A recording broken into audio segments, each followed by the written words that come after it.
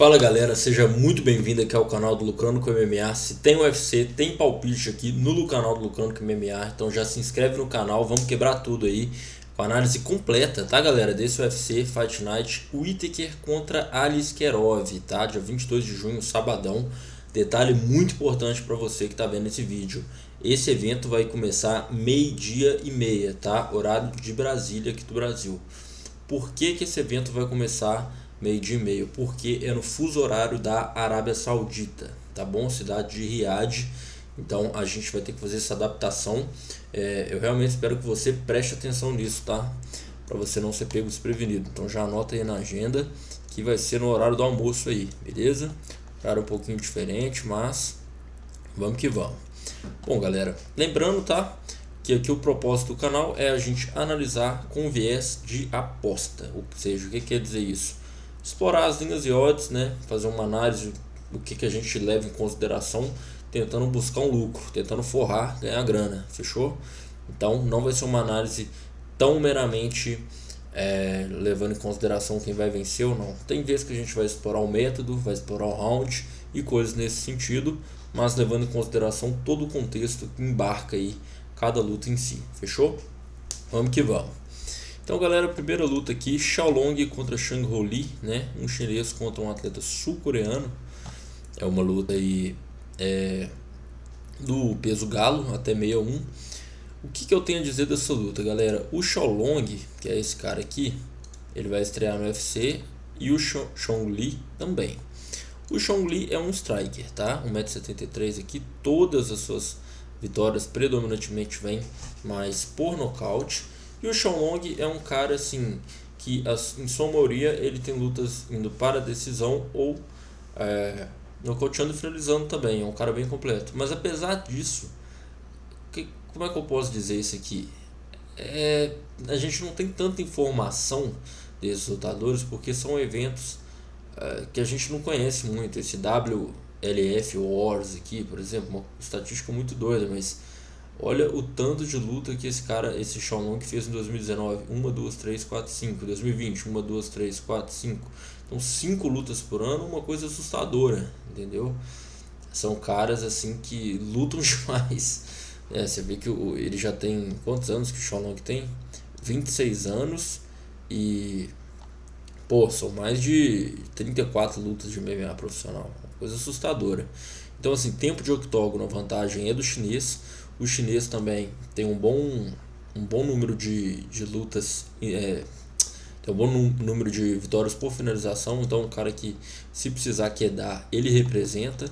E o sul-coreano depende mais de negar as quedas e ir para um nocaute, tá? Por toda essa experiência, né, por ter um alto número de lutas, por ser um cara aí que venceu de adversários mais duros e mais difíceis do que o sul-coreano, eu vou dar aqui a vitória para o Xiaolong, tá? Mas ressalto, galera, são dois caras que vai estar estreando no UFC e a gente não tem muita informação sobre, mas do que nós temos, eu indico a vitória do Xiaolong levemente, tá bom? Próxima luta, galera, Magomed Gadzhiev contra Brandson Ribeiro. O que vocês precisam saber dessa luta, galera? O Magomed Gadzhiev, 30 anos, 1,88 m, tá? Ele é um cara que, assim, todas as vitórias dele, né, a maioria pelo menos, vem no primeiro round, ou por nocaute ou por finalização, em maioria por nocaute. Lutou no Brave, né, que foi ele lutou em 3 eventos bons. O resto, isso aqui a gente não entende muito, né? KFL, FC, tem uma suspeita no Tapology dele de ter um cartel montado, mas assim, fica difícil afirmar aqui. Ganhou no Brave de um cara 0-3, ou seja, né, aquela suspeita de cartel montado, igual eu disse pra vocês.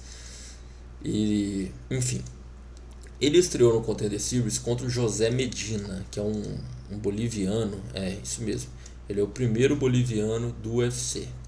E o que acontece? Esse cara aqui, ele assim, você vê os eventos aqui, Thunder Fight, ele é o Tino, não sei o que, ele é um cara que assim, não tem um físico de atleta, é um cara que, né, não tem um bom nível de MMA. Eu acredito que o UFC contratou ele até mesmo para, tipo assim, fazer uma média ali com os sons da Bolívia, etc. Ele perdeu a luta e ainda assim foi contratado. O Magomed Gadzhazulov, ele tinha a luta controlada. O que eu quero dizer com isso? Tem algo muito importante de se destacar aqui para a gente fazer essa análise dessa luta. Muitos lutadores do Contender, eles entram um pouco mais tensos do que uma luta normal do UFC. Eu vi até o Cezinha falando isso recentemente, com o atleta do UFC hoje. A luta do Contender é uma luta muito ansiosa, tá? Porque é assim, a chance da vida. Então não é uma luta que assim, às vezes, sabe, você luta em outra categoria, você não fez o campo completo, você tá machucado, mas você tem que lutar. A gente não sabe como o Magomed sentiu isso, porque ele realmente estava vencendo a luta e estava vencendo bem, assim, até de 10-8 nos rounds, tinha margem, assim, o boliviano apanhou muito. Porém, não convenceu e tem essa suspeita de cartel montado aqui por parte desse Magomed que, né, tá no Bahrein aqui, que não sei, é radicado, enfim. O Brandson Ribeiro, galera, é um cara que treina na Evolução Thai, né? Ele veio pelo Contender Series nocauteando o Bruno Lopes, né, que era o campeão do LFA, um cara muito bom, né? Inclusive foi uma das maiores zebras do Contender, o Brandson ter nocauteado o Bruno Lopes que vai estar no Contender novamente, tá? O Brandson Ribeiro, o que eu não gosto do Brandson é que ele tem muitas brechas no jogo dele. Ele tem bastante poder de nocaute, mas ele vai para cima de queixo aberto, vamos dizer assim. E nesse sentido, eu não posso deixar de ter isso em mente. Então eu acredito que o Magomed Gadzhazulov vença essa luta, ressaltando que o Brandson pode nocautear, porque ele tem muito poder de nocaute.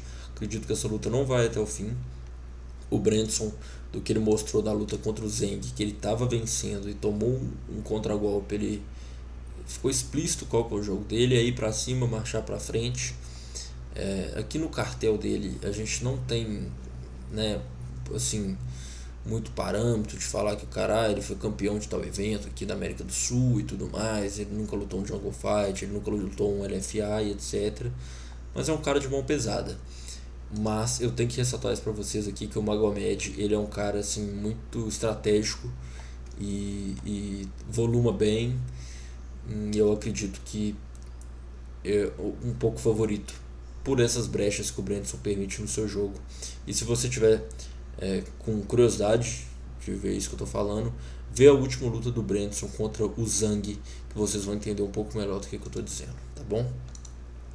Próxima luta no peso galo, Muinga Furov contra o Kyun Ho Kang. Eu sou um pouco suspeito, porque eu não gosto muito do Gafurov, tá? Falando isso assim, de cunho pessoal mesmo, não é influenciando a análise em si. Por que isso? Cara, eu acho que o Gafurov, ele é aquele cara que dificilmente ele vai ser campeão, porque ele é muito pequeno, cara. Ele devia ir pro peso mosca, não tem sentido, ele até no físico dele aqui, dava para ele dar uma secada, dar uma diminuída. Ele é um cara que fica muito pequeno pro peso galo. Você vê que o peso galo, quem é o atual campeão é o Sean O'Malley, que é um cara assim, né, tipo, não grande de largo, mas é um cara comprido, entendeu? E nesse sentido, cara, o Gafurov é um cara que sempre lutou no One, então sempre lutou em eventos asiáticos. Já lutou inclusive até com o próprio John Lineker. Enfim, é um cara que perdeu no Contender Series pro Henry Liger, depois voltou perdendo 2 lutas, pegou 2 pedreiras, claro que é o John Castanheira, que dispensa comentários, é um cara muito bom, e pro Sage Nurmagomedov. O Kyun Ho Kang é um cara que assim é até um pouco curioso isso. Ele é sul-coreano, mas ele enfrentou no UFC, né? Ele tá no UFC desde 2013, então é muito tempo, né? São mais de 11 anos de casa aí. Ele enfrentou, em maioria, lutadores asiáticos, olha aqui. Shimizu, Tanaka, Ishihara, Pinwang, Hai, entendeu? Lutadores asiáticos, enfim, é um cara muito duro, tá? É um cara que derruba muito bem, tem um jogo de finalização muito sólido, é um cara forte, inclusive. E dá pra ver aqui a vantagem física que o Hong Kong tem contra o Gafurov. Mas o Gafurov, ele troca levemente melhor, ele tem mais poder de nocaute, ele é um cara canhoto e tudo mais. Mas a impressão que eu tenho dessa luta é que o Hong Kong pode ganhar ou por decisão ou finalizando. Eu acredito que o Kyung Ho Kang, apesar de ser um cara que assim a gente não entende muito bem as lutas dele, por vezes, porque assim, ele pode quedar e às vezes não queda e etc. O Kyung Ho Kang, ele se seguir, assim, eu consigo visualizar mais claro o caminho da vitória para ele do que o do Gafurov, que às vezes depende de uma mão e etc. Eu acredito aqui então num leve favoritismo para o Kyung Ho Kang, o lutador sul-coreano, tá bem? Próxima luta, Rinat Fakhretdinov contra o Nicolas Dalby. Olha, eu assumo para vocês uma coisa, tá? Eu odeio apostar contra o Nicolas Dalby. Pensa num maluco duro, tá? Luta dura pros dois. Por quê? Rinat Fakhretdinov vinha bem, né? Ganhou do André Micharidze, tudo bem que já não tá mais no UFC. Ganhou do Brian Battle, que é um lutador muito duro, por decisão. Ganhou do Kevin Lee finalizando. E aí, agora ele pega o Dalby. O Dalby, cara, ele vem de 4 vitórias seguidas, quebrando a banca aqui no Brasil, em São Paulo, contra o Gabriel Bonfim. Muito resistente, nunca foi nocauteado nem finalizado na carreira. O Fakhretdinov também não. Então, assim, já saliento de início que estatisticamente a operação da luta para decisão tem muito sentido, tá? Mas o Nicolas Dalby é assim, é carne de pescoço, velho. O Nicolas Dalby é muito duro, muito resistente e gás, e tem muita força. Inclusive, o Fakhretdinov, muita gente achou que ele perdeu pro Eliseu Capoeira, porque ele ganhou o primeiro round, inclusive alguns até falaram de 10-8, mas o segundo e o terceiro ele perdeu. Por isso que deram um empate até essa luta. É um cara que cai muito rendimento depois do primeiro round, coisa que a gente não vê tanto no Dalby. O Fakhretdinov meio que perdeu, tem gente que viu que ele perdeu ou empatou contra o Eliseu, e esse Nicolas Dalby já até ganhou do Eliseu. Então sim, eu afirmo para vocês que, na minha opinião, eu acredito que o Nicolas Dalby possa ser um bom azarão aqui, cara, para surpreender, tá? Às vezes por decisão e etc. Mas assim, é difícil apostar contra o Dalby, é difícil apostar no Fakhretdinov. Às vezes o mercado de rounds estatisticamente faz bastante sentido. Pode ser uma opção melhor. Enfim, saliento apenas isso para vocês, que essa luta vai ser muito boa e extremamente dura. Jared Gordon contra Nasrat Haqparast no peso leve. Eu já vou falar de cara aqui que, assim, minha opinião é que o Haqparast, eita, nome difícil, cara, lutador do Marrocos, eu acredito que ele é bem melhor em pé, bem melhor. Ele é um cara canhoto com muito poder de nocaute, tá? É um cara que tem a mão pesada, já nocauteou alguns nomes aí dessa categoria. Enfrenta o Jared Gordon, que assim é um cara bom e tudo mais, mas tem um queixo duvidoso, já tem ali seus 35 anos. Eu vou com o Haqparast aqui, cara, tá? Eu acredito que esse duelo aqui o favorece, o Haqparast aqui, tá bom? Sharamagomedov contra Joilton Lutterbeck, né? O Joilton Peregrino, como ele era conhecido no TUF. Pode até ver aqui o apelido, Peregrino. Cara, o que eu vejo dessa luta? O Sharamagomedov, né, tem essa curiosidade aqui, que ele só enxerga de um olho, né? Lutou em eventos assim que, né, não é o top da Rússia. A gente sabe quais são os eventos top da Rússia. The King, CWM, isso aqui não é evento top. Então já tem essa suspeita aí de cartel montado, tá? Não pegou oponentes de nível para ter esse 12-0 aqui. Enfrentou um Bruno blindado, assim, eu não sei como que o blindado conseguiu perder essa luta, humildemente falando. O jogo de queda do Sharamagomedov é assim muito ruim, para não falar outra coisa. Mas ele é um cara muito competente na parte de strike, principalmente nos seus chutes. Não à toa veio do kickbox, né? O que eu vejo dessa luta, cara? O Joilton, incrivelmente, também é um cara que veio do kickboxing, mas tem duas coisas que eu não gosto para essa luta. O Joilton luta de 7-7. o Chara luta de 8-4. Então normalmente eu acredito que o Chara chega para mais de 90 kg na hora da luta. O Joilton acredito que não sei se chega a 90, enfim, fica menor. O fato é que fica menor. O Joilton é muito bom de trocação, tá? Muito versátil, já lutou com muitos caras bons. Mas o que eu vejo dessa luta é o seguinte, cara. Se o Chara tiver melhorado a parte de wrestling dele, de negar queda e tudo mais, e etc., que eu acredito que ele deve ter treinado bastante, porque foi pífio a apresentação dele contra o Bruno Blindado, ele leva. Porém, se o Joilton botar pra baixo, pra mim acabou, cara. E o Joilton, assim, ele já lutou com caras muito bons. Dricus du Plessis, atual campeão aí da categoria de baixo, Raul Monfio e Clay Collor, os dois vão lutar agora sexta-feira no evento da PFL. Perdeu por decisão dividida, até contestável nas duas lutas.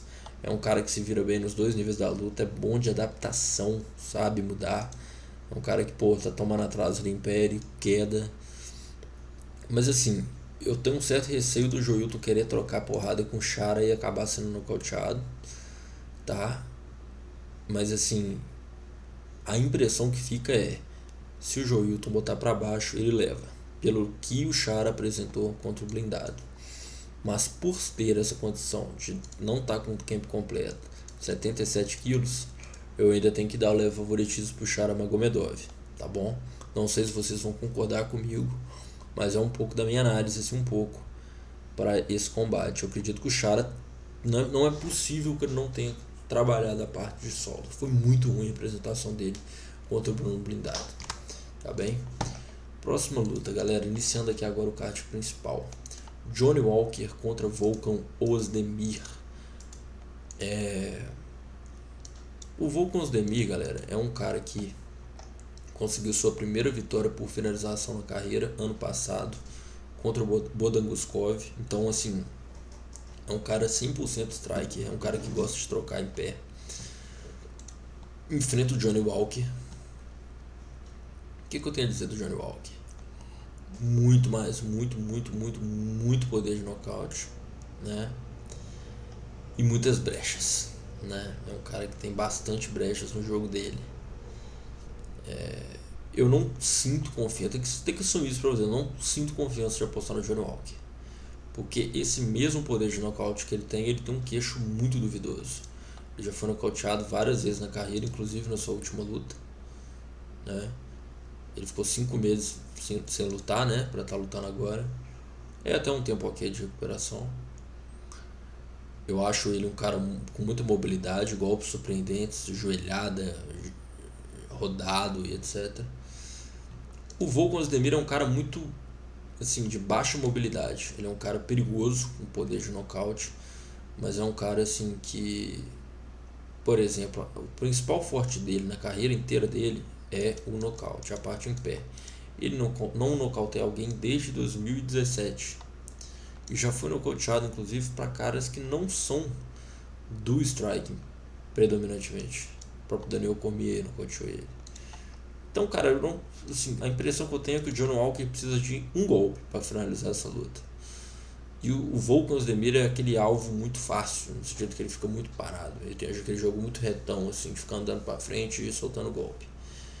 Mas eu ressalto essa condição de que o Volkan Ozdemir pode também encontrar o Johnny Walker pelas brechas que o Johnny Walker dá. O Johnny Walker, assim, vai muito com tudo e às vezes acaba ficando aberto. Ele foi nocauteado pelo Jamal Hill, assim, Corey Anderson. Ele foi nocauteado aqui por Henrique Silva Montanha no Jungle Fight com um diretaço, né? É um cara que deixa brechas no seu jogo, mas é muito grande, né? 1,98 m e 2,8 de envergadura. Você pode ver a envergadura dos dois, é uma coisa absurda de diferença. São dois caras que estão lutando na mesma categoria. Então, assim, eu acredito que essa luta não vai até o fim. Acredito na vitória por nocaute do Johnny Walker, mas não sinto segurança a ponto de confiar plenamente, de cravar, assim, porque é um cara que tem muitas brechas no seu jogo. Próxima luta, Muhammad Naimov contra Felipe Lima. O Naimov, pra mim, é bem favorito para essa luta. Eu conheço o jogo do Felipe, eu já assisti, mas o contexto não favorece aqui, eu vou explicar o porquê. Vamos lá. O Felipe Lima é um cara que veio de Manaus ali, né? Lutou alguns eventos ali da região, né? Eventos até de bom nível, assim, não são ruins. E ele ganhou logo o cinturão do octágono na sua primeira luta contra um dinamarquês, que é o James Megger. Cara bom, até. Mas enfim. Eu acredito que a prateleira do nosso amigo Mohamed Naimov é um pouco acima. Nocauteou o Eric Silva, nocauteou o Jamie Mullarkey. Ganhou do Dylan Schultz. O Dylan Schultz, cara, deixa eu ver se é que eu tô pensando. Não é esse Dylan Schultz, não, esquece. E ganhou do Nathan Wood por decisão. Atleta bom também. O que eu vejo dessa luta? O Naimov é um cara muito bom, queda bem, é um cara que tem muito poder de nocaute. 1,75 m contra 1,68 m. Era pra lutar com outro cara. O Felipe Lima pegou essa luta em cima da hora, ou seja, não fez o camp completo. E é um cara que, assim, ele luta de 61, tá? Essa luta vai ser de 66. Então ele já tá fora do camp. Ele tá pegando a luta em cima da hora, fora da sua categoria, contra um cara que vem de 3 vitórias seguidas na organização, que fez o camp completo. Não gosto dessa luta pro Felipe aqui. Gosto muito dele, tá? Acredito que em outro cenário eu poderia ir a favor dele, mas com o que eu tenho hoje, eu vou com o Naimov para ganhar, tá? É óbvio, o Felipe é muito competente, vocês vão ter ideia, tipo assim, quem nunca assistiu, ele é muito bom, mas eu não posso ignorar esse contexto que favorece o Naimov, tá bem? Próxima luta, Kelvin Gastelum contra Daniel Rodrigues. Vou ser bem humilde em falar que isso aqui pode acontecer qualquer coisa. São dois caras assim que já mudaram de categoria e tal, enfim. Não tem muito o que dizer, cara. Acho que eles não tem mais ambição assim de serem campeões e tal. O Kelvin Gastelum até chegou a lutar, né, pelo cinturão contra o Adesanya, lutou inclusive muito bem. Hoje ele desceu de categoria, né? Ele lutava de 8-4, tá no 7-7. Enfim, pegou uma pedreira que é o Sam Brady também. Eu acredito que o Kelvin Gastelum ganha aqui, mas assim, eu não confio nada nessa luta. O Daniel Rodrigues é um cara de bom nível, assim, principalmente na parte da trocação. Suas únicas vitórias foram pro Dalby, que é um péssimo casamento para ele, né? Foi pro Neil Magny finalizado e pro Ian Gelb, que dispensa comentários. O Kelvin Gastelum, assim, tem um dos cartéis mais absurdos, né? Ele já pegou desde Vitor Belfort, Tyron Woodley, Uriah Hall, até Michael Bisping, que foi campeão, Chris Weidman, que foi campeão, Johnny Hendricks foi campeão, Israel Adesanya, que foi campeão, Robert Whittaker, Canonia, credo, o cartel do Kelvin Gastelum é outro rolê.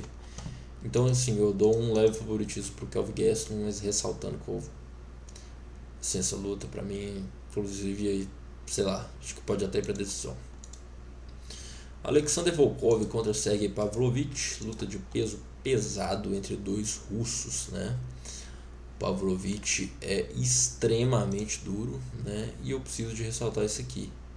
Tendência da luta acabar no primeiro round. Desde que o Pavlovich estreou no UFC, foi 1, 2, 3, 4, 5, 6, 7, 8 lutas no UFC que nunca se chegaram ao segundo round. Ou ganhando ou perdendo, ela acaba no primeiro round. Então já tem que avisar para vocês dessa tendência. O Pavlovich, extremamente competente em pé, 2,13 de envergadura, tá? Isso aqui é assustador. E o Volkov, assim, 2,1 metros, muito alto. Um cara que, assim, é bizarramente alto, é um dos mais altos do plantel aí, tá? O que eu vejo dessa luta? O Volkov é muito técnico, né? Média distância bem até, apesar de perder na envergadura pro Pavlovich, mas eu acho que esse casamento é péssimo pro Volkov, cara, porque o Pavlovich tem muita explosão, consegue encurtar bem, e o Volkov, assim, apesar de ter muito poder de nocaute, inclusive ser muito bom quedando, eu acredito que o Pavlovich tem jogo aqui para nocautear, muita força física, muita explosão.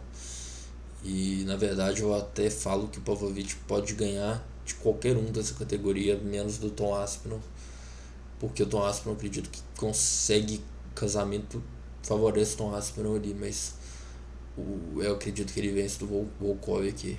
O Volkov é muito duro, muito bom, mas eu não tenho como deixar de dar o favoritismo pro Pavlovich aqui.